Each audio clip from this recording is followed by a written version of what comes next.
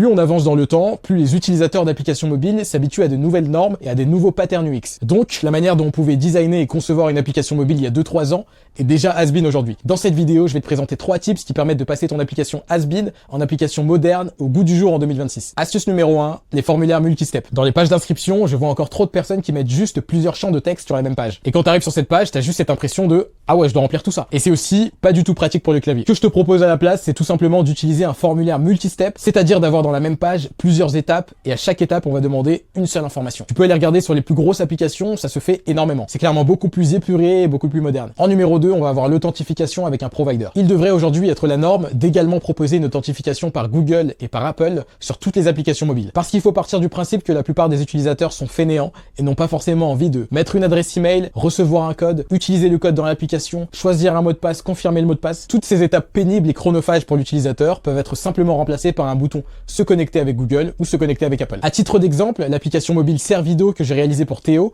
a aujourd'hui plus de 900 utilisateurs et plus de 90% d'entre eux ont utilisé l'authentification par Google ou par Apple. En numéro 3, on va maintenant parler d'un détail UX qui fluidifie l'expérience utilisateur, le skeleton loading. À l'ancienne, lorsqu'une application était en train de charger, elle te mettait souvent un gif de chargement pour t'inciter à patienter. Une manière beaucoup plus moderne de faire ça est d'utiliser justement le skeleton loading qui va te montrer les ombrages des éléments qui sont en train de charger. Et tu peux également remarquer que la plupart des grosses applications utilisent ce système.